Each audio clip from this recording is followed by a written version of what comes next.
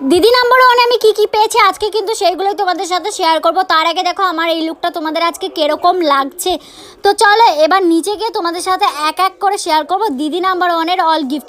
আর আমি জানো তো দিদি নাম্বার ওয়ানে কিন্তু প্রথম হয়েছি, মানে আমি দিদি নাম্বার ওয়ান হয়েছি। আর কে কে এটা দেখেছো বলবে কমেন্ট করে যে দিদি নাম্বার ওয়ান কে কে আমার দেখেছো। আর তার আগে কিন্তু আর কটা জিনিস তোমাদের দেখিয়ে দিই। তোমরা বলেছো যে বিয়ের কোনো গিফট কেন তোমরা দেখালে না, তো ভাবলাম কিছু এই ঘরে শাড়ি ছিল সে কটাই দেখিয়ে দিই, আর সব তো নিচের ঘরে আছে। তো আমার কাছে যে কটা আছে আমি সে কটা তোমাদের এক এক করে দেখিয়ে দিচ্ছি। দেখো কত সুন্দর সুন্দর শাড়ি কিন্তু আমি গিফটে পেয়েছি, কিন্তু একটাও জানো তো গিফটের শাড়ি আমার এখনও পরা হয়নি, মানে দেখাই হয়েছিল না, বাট কদিন আগে দেখেছে মা, তার জন্য আমি মানে তোমাদের সাথে কিছু একটা শেয়ার করলাম।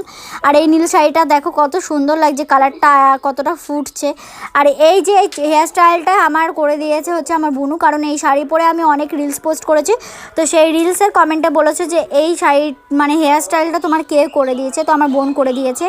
আর এই দেখো এক এক করে তোমাদের সব শাড়িগুলো দেখে দিয়েছি। এটা হচ্ছে আর একটা গ্রিন কালারের শাড়ি। আর দিদি নাম্বার ওয়ানে গেছিলাম যখন, সত্যি কথা বলতে যখন সব শ্যুটগুলো হচ্ছিলো আমার বুকের মতো তো ধরপড় করছিলো, আর আমি ভাবিনি আমি দিদি নাম্বার ওয়ান হতে পারবো। আমি ভেবেছিলাম হয়তো পারবো না, বাট পেরেছি তোমাদের আশীর্বাদে, তোমাদের ভালোবাসা। আর তোমরা সত্যি কথা বলতে তোমরা যদি আমার পাশে না থাকতে তাহলে হয়তো আমি কিছুই করতে পারতাম না। সব কিছু হয়েছে তোমাদের জন্য।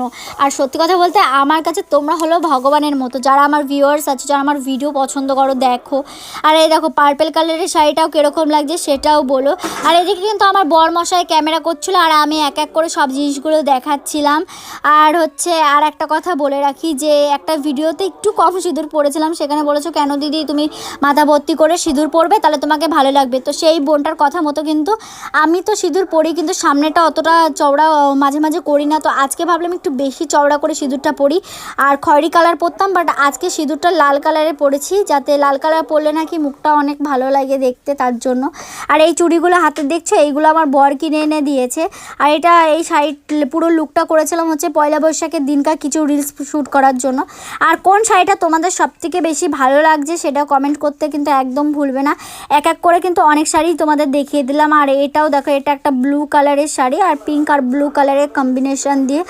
আর তোমরা তো আমার ভিডিওতে এক এক করে দেখতেই পারবে এবার এক একটা শাড়ি পরে। তো একটু পরেই কিন্তু তোমরা দিদি নাম্বার ওয়ানের সব গিফটগুলো দেখতে পারবে কি কি পেয়েছে না পেয়েছে। আর এটা ছিল একটা সুতির ছাপা শাড়ি।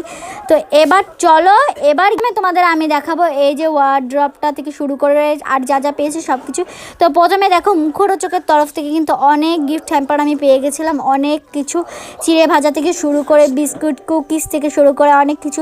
তারপরে পেয়েছিলাম এই যে এই স্ট্রেটনারটা কিন্তু আমার ভিতরে ছিল না, স্ট্রেটনারটা বাইরে ছিল, বাট খামটা তোমাদের দেখিয়ে দিলাম। তারপরে মিও মোড় থেকে কিন্তু পেয়েছিলাম প্রচুর কেক আরও অনেক কিছু।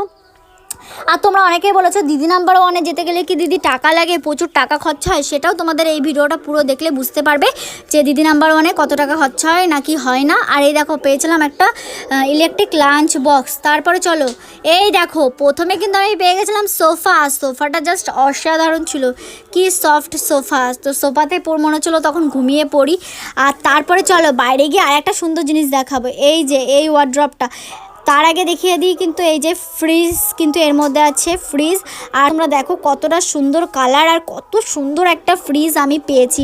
আর সত্যি আমার এত ভালো লেগেছে দিদি নাম্বার ওয়ানে গিয়ে। আর উফ কি দারুণ ফ্রিজ, মনে হচ্ছে যদি আরও এসি পেতাম আরও বেশি ভালো হতো। তো চলো এরপরে তোমাদের সাথে আরেকটা জিনিস শেয়ার করব। এইটা হচ্ছে যেই দিদিভাইটা পেয়েছিল, মানে তোমরা যারা দিদি নাম্বার ওয়ান দেখেছো, যেই দিদিভাইটা পেয়েছিল সে আমার ভিডিও দেখার জন্য কিন্তু সে আমাকে জিনিসটা দিয়ে দিয়েছে, ভালোবেসেই হয়তো দিয়ে দিয়েছে। তো সেই জিনিসটা তোমাদের সাথে একটু শেয়ার করে দিলাম। এটা কিন্তু আমি পাইনি, ওই দিদিভাইটা পেয়েছিল, বাট ও আমাকে গিফট করে দিয়েছে।